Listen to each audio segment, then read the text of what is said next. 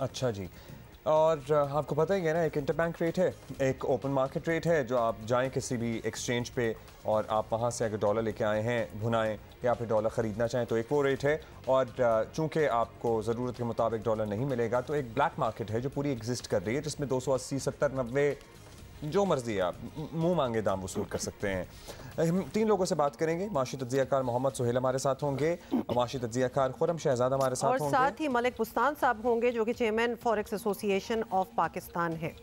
सो हम सबसे पहले मोहम्मद सुहेल साहब से बात करते हैं। मोहम्मद सुहेल साहब, सब ये बताइएगा कि अब डॉलर का बैंक रेट गैर हकीकी हो हकीको हो, हकीकत तो ये है कि 3 मार्केट्स चल रही हैं और IMF का इसरार भी यही है और कुछ मौशी माहिरीन का इसरार भी यही है कि भाई इसे फ्री फ्लोट के लिए छोड़ देना चाहिए। ये मुतालबा पाकिस्तान के लिए कारगर साबित हो सकता है, फी इम्प्लीमेंट ऑन इट, आपको लगता है? पाकिस्तान के IMF के साथ 2 डज़न के करीब एग्रीमेंट्स हुए हैं और हर दफ़ा हमने यही देखा है कि IMF इंसिस्ट करता है कि जो आपकी करेंसी हो वो मार्केट बेस्ड हो।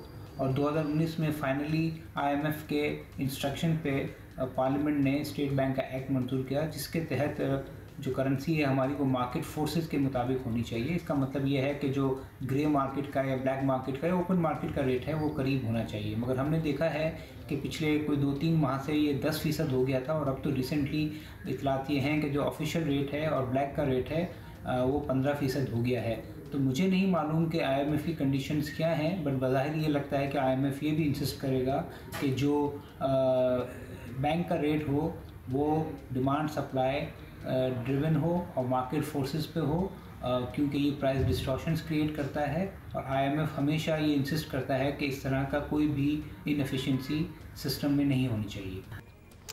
राइट मोहम्मद सुहेल साहब, आप हमारे साथ ही रहे। खुरम शहजाद, आपसे ये पूछना चाहेंगे कि इस वक्त डॉलर का इंटरबैंक रेट जो है वो ऐसा है कि सिर्फ IMF ही नहीं, माशी माहिरीन भी इसे हकीकी नहीं समझते और इस पर जोर है कि डॉलर को फ्री मार्केट पर छोड़ने की जानिब बढ़ा जाए। तो क्या इससे ग्रे या ब्लैक मार्केट का खात्मा हो जाएगा आपके ख्याल में? अभी ये करना चाहिए कि जो ओपन मार्केट में रेट्स हैं, देखें एक तरफ जो है वो ज़बरदस्ती अगर आपने जो है इंटरबैंक मार्केट में रेट को रोक के रखा हुआ है, इंपोर्ट्स को रोक के रखा हुआ है, ऑफकोर्स डॉलर्स नहीं है, लेकिन इसका ये मतलब नहीं कि रेट को आप रोक दें, क्योंकि रेट जब तक मार्केट पे नहीं आएगा जो इंपोर्ट्स हैं वो नेचुरली कंटेन नहीं होंगी, यानी कि अगर वो चीज़ महंगी नहीं होगी तो वो लोग उस वक्त तक उसकी डिमांड करते रहेंगे। तो होना ये चाहिए कि इंटरबैंक का जो रेट है, यानी कि बैंक में जो आपको करेंसी मिल रही है, जो डॉलर का रेट मिल रहा है, वो ओपन मार्केट का जो रेट हो चुका है। लेट्स से अगर ओपन इंटरबैंक मार्केट में रेट 226 है, 228 है, ये रेट अगर उठ के जो ओपन मार्केट का रेट है जिस पर ट्रेड्स हो रही हैं 260, 255, इससे नीचे थोड़ा सा करीब आए 240-45 के पास आ जाए, तो उससे काफ़ी फ़र्क ये पड़ जाएगा कि जो रेमिटेंसेस हैं, जो बाहर से हमारे एक्सपर्ट्स पाकिस्तानीज़ पैसा भेजते हैं और जो एक्सपोर्ट्स होती हैं, हमारे इंडस्ट्रीज़ जो है एक्सपोर्ट करती हैं बाहर से, जो उसके इनफ्लोज आते हैं, वो फिर बैंक के थ्रू आना शुरू हो जाएंगे। ये ग्रे मार्केट नहीं खड़ी होगी। हुंडी हवाले की मार्केट, आपको पता है हुंडी हवाले की मार्केट 1.7 बिलियन डॉलर्स तकरीबन लगभग जो है वो पिछले 3 महीने में जो है वो हो चुकी है। यही वजह है कि रेमिटेंसेस भी हमारी कंसिडरेबल परसेंटेज उसकी गिरी है। ये बताइएगा, अब हम बढ़ेंगे मलिक बुस्तान साहब की जानिब, जो chairman forex association of Pakistan है।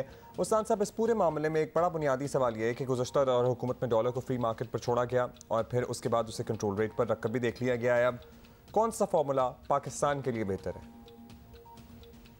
देखो, फार्मूला सबसे तो फिक्स रेट ही कामयाब होता है हमारे जैसे कंट्री का, या फिर फुली फ्लोट उसको कहते हैं। हमारा तो ना आदत फुली फ्लोट भी नहीं है, यानी कि इंटरबैंक में हमने तो फ्री फ्लोट रखा हुआ है, लेकिन मार्केट में उसका कोई रद्द-ए-अमल नहीं है। मार्केट में हमने कंट्रोल रखा हुआ है, तो जिसकी वजह से ये आपने देखा काफ़ी बड़ा गैप आ गया। जो कंट्री आप देखें, दुबई देख लें, सऊदीया देख लें, उन्होंने अपनी करेंसी को डॉलर के साथ फिक्स कर दिया। जब हमारी भी 98 से पहले फिक्स थी तो वो इतना बड़ा फ़र्क नहीं आता था, एक जैसा ही रेट रहता था। तो अभी मौजूदा दौर में देखते हुए हमें फिक्स करेंसी पाकिस्तान के लिए कामयाब है। अगर आप रीजन में देखें, अफगानिस्तान जिसका इकनॉमिक सेक्शन लगी हुई है, उसका डॉलर के में रुपये जो है 88 रुपीज़ है, बांग्लादेश का 95 है और इंडिया का 82 है। तो पाकिस्तान का इंटरबैंक में फ्लोट करने से ये हमें इतना नुकसान हुआ है कि आज हमारे कर्जे इतने बढ़ गए हैं कि हमें कर्ज देने के लिए कर्ज लेने पड़ रहे हैं। और हमें डॉलर इंपोर्ट के लिए डॉलर नहीं है हमारे पास, पब्लिक को देने के लिए डॉलर नहीं है, क्योंकि हमने डॉलर सारी हमारी मार्केट ड्राई हो गई है। तो हमें दोबारा उसी तरफ वापस जाना पड़ेगा ताकि डॉलर की जो है सप्लाई बढ़े। आई वंडर जो इंडिया का एक्सचेंज रेट और बांग्लादेश का एक्सचेंज रेट, इवन अफगानिस्तान का एक्सचेंज, कितना दुख होता है वैसे। अच्छा मोहम्मद सुहेल साहब, आपसे अब सवाल करेंगे कि अगर डॉलर इंटरबैंक की मौजूदा सेलिंग ऊपर चली जाती है, हुकूमत इसे 250 या चले इससे ज़ायद पर ले जाती है, तो इसके असरात क्या होंगे और इन असरात से आवाम को बचाना मुमकिन है या नहीं? बेसिकली अगर हुकूमत मार्केट बेस्ड एक्सचेंज रेट करती है और अज्यूम करें कि हम कोई 240 या 245 पे बैंक का रेट आ जाता है, तो इसका इफ़ेक्ट नेगेटिव ये होगा कि इससे महंगाई बढ़ेगी, क्योंकि तेल और बहुत सारी चीज़ें जो इंपोर्ट करते हैं जो आम आदमी को मुतासिर करती हैं, उसका रेट बढ़ेगा तो इन्फ्लेशन बढ़ेगा। मगर इसकी जो दूसरे साइड इफ़ेक्ट्स हैं, उसके फ़ायदे ये हैं कि जो हम इंपोर्ट्स हैं उनको सब्सिडाइज़ भी तो कर रहे हैं। अगर हमने इसको आर्टिफिशियली 227 पे रखा हुआ है, जैसे BMWs आ रही हैं, ई-ट्रॉन्स आ रही हैं, वो भी तो सस्ती आ रही हैं। हमें तो डिमांड को कर्टेल करना है, हमें तो इंपोर्ट को कर्टेल करना है। तो जहाँ करेंसी को मार्केट बेस करने के नुकसानात हैं महंगाई की सूरत में जो टेम्प्रेरी हैं, वहाँ जो उसके साइड इफ़ेक्ट्स हैं या जो दूसरे नुकसानात हैं वो ज़्यादा शदीद हैं। इसीलिए जो मल्टीलैटरल एजेंसीज़ हैं और IMF है वो ये इंसिस्ट करता है कि डिमांड सप्लाई के बेस पे करेंसी का तयन हो। Valid point. खुरम साहब आपकी तरफ आएंगे और आपसे पूछेंगे कि डॉलर बढ़ाने से जो रेट बढ़ता है अगर, तो जो महंगाई होगी वो तो होगी ही, लेकिन इसके साथ साथ खबरें भी आ रही हैं कि पाकिस्तान के जो दोस्त ममालिक हैं उनसे कुछ पैसे मिलने की उम्मीद है, 2-4 दिन में मामला सेटल हो जाएंगे। फॉरेन करेंसी रिजर्व बढ़ने से आपको लगता है कि महंगाई कंट्रोल हो सकेगी या नहीं? आप मामला हाथ से निकल गए? देखिए, करेंसी डेफिनेटली, जब करेंसी की जो वैल्यू है उसमें कमी होती है और रिक्वायर्ड है ये कि कमी थोड़ी की जाए ताकि जो है ये स्पेकुलेशन बंद हो, तो इसके करने से डेफिनेटली महंगाई में इजाफे की जो है चांसेस हैं। और फिर कर्ज़ों की अदायगियाँ भी हमारी बाहर की अभी भी बहुत ज़्यादा हैं और मज़ीद बढ़ सकती हैं। लेकिन देखें, और भी जो स्टेप्स हैं वो लेंगे ना तो महंगाई में कमी आ सकती है। वो कैसे हो सकता है? आप अफ़गानिस्तान के बॉर्डर्स देखें, आज भी खुले हैं, स्मगलिंग आज भी हो रही है। अफ़गानिस्तान से भी ये हो रहा है कि डॉलर जो है यहाँ से लिया जा रहा है, तो आप क्यों नहीं देखते उसको? वहाँ से डॉलर में जो है आपके फ्लोज में बेहतरी होगी अगर आप बॉर्डर सील करते हैं।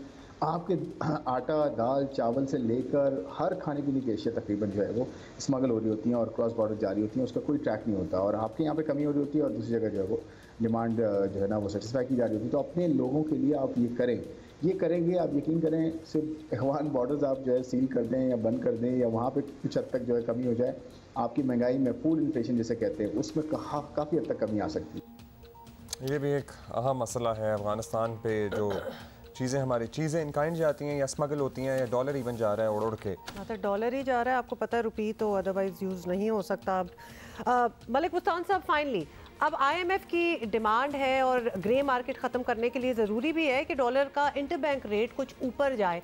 आपकी नज़र में क्या रेट हो? चले एग्जैक्ट रेट ना बताएं, लेकिन किस रेंज में हो तो मामला जो हैं वो बेहतर हो सकते हैं? देखो, IMF ने शुरू से यही, जब हमने इंटरबैंक में फ्लोट किया था, तो मतलब ये डिमांड और सप्लाई को कहते हैं। डिमांड होती है तो चीज़ की कीमत बढ़ जाती है और जब डिमांड ख़त्म होती है और सप्लाई बढ़ती है तो कम हो जाती है। अभी जो आज की खबरें जैसे आप फरमा रही हैं और ख़बरों में यही है कि IMF ने कहा कि मार्केट के जो है रेट है उस पर इंटरबैंक को भी किया जाए। तो अब ये हुकूमत ने देखने हैं कि आया हमें इस बर्दाश्त भी कर सकेंगे इतना बड़ा झटका और इससे इतना इन्फ्लेशन बढ़ जाएगा। और मेरी 4 साहब से पिछले हफ्ते मीटिंग हुई थी, इस चीज़ पे काफ़ी बहस की गई और उनका एक मौक़िफ़ था कि अगर हम उन्होंने कहा कि मैं गारंटी देता हूँ अगर आज मैं मार्केट का रेट 250 करता हूँ तो कल आया 280 नहीं होगा, तो कल मैं 280 करूँगा तो आया 300 नहीं होएगा। तो हमें बेशक इस चीज़ को तलाश करने है कि हल क्या है, इसको हल करना है, ना कि रेट बढ़ाने से मसला हल नहीं होता। मैं हुकूमत से रिक्वेस्ट करूँगा मौजूदा हालात को देखते हुए ओवरसीज पाकिस्तानी को, ये जितने भी सरमाएकार हैं बाहर जिनका पैसा पड़ा है, वो वक्ती तौर पे 10-20 अरब डॉलर भी ले आए तो पाकिस्तान इस क्राइसिस से निकल सकता है। शुक्रिया आपका मलिक बुस्तान, शुक्रिया खुर्रम शहजाद साहब और मोहम्मद सुहेल साहब फॉर बीइंग विद अस। आपको ये भी बता दें कि ओगरा ने 1 जुलाई 2022 से गैस जो है वो कर दी है 74% तक महंगी करने की मंजूरी दे दी है। 74%। सुई गैस कंपनियों की दरखास्तों पर यह फैसला जारी किया गया है। सुई नॉर्दर्न के लिए गैस जो है 74.42% और सुई सर्दन के लिए गैस 67.75% महंगी करने की मंजूरी दी गई इसमें है। फुटनोट अब्दुल्ला मैं बताना चाहती हूँ कि ये वो वाली प्राइसेस ऊपर की गई हैं, वो गैस जो कि ढूंढने से भी नहीं मिल रही, तो लिहाजा सार्फिन को, आवाम को ये गैस मुयस्सर ही नहीं है, जिसकी प्राइसेस जो हैं वो इधर तक पहुंच रही हैं। आपको बता रहे हैं, यानी पिछले साल आपको बता दें कि इस्तेमाल होने वाली गैस की कीमत जो है वो अब भुगतें कौम बैठ के, अब क्या किया जा सकता है, लेकिन द आयरनी इज़ के गैस तो है ही नहीं। कौम अब ज़्यादा बिल भी बर्दाश्त करेगी उस गैस के जो कि आती नहीं है घर पे। Can I just mention here कि गैस तो आती ही नहीं है, और ये तो हम चलो सिटीज़ की बात कर रहे हैं जहाँ कुछ औकात में गैस आ भी जाए। जो गांव देहात हैं वहाँ शायद, अगर मैंने पहले मेंशन किया हो, but it needs to be rubbed in, कि वहाँ लकड़ी भी ख़त्म हो रही है, तो लोगों के पास लिटरली कोई और चीज़ रही नहीं है कि वो किस तरह आग जो है वो प्रोड्यूस करें, किस तरह अपने खाने बनाएं, अपने आप को गर्म, किस तरह ज़िंदगी गुजारें। अच्छा, वैसे तो आप जरा सोचें इस बारे में कि पिछले साल की निस्बत मैं अपना ज़ाती एक्सपीरियंस बताऊंगा। पिछले साल मेरे घर मुसलसल 4 महीने एक लम्हे के लिए भी गैस नहीं आई थी, इवन जब सर्दियां ख़त्म हो गई थी। अब भी गैस जाती है, लेकिन कभी कभी आ भी जाती है, लेकिन लाइक उसके स्केड्यूल को मैनेज मुझे लगता है कि पहले से बेहतर किया जा रहा है। सुबह के औकात में आ रही होती है, फिर बीच में चली जाती है, फिर दोबारा आ जाती है, फिर चली जाती है। So at least it is available for some point in time of the day.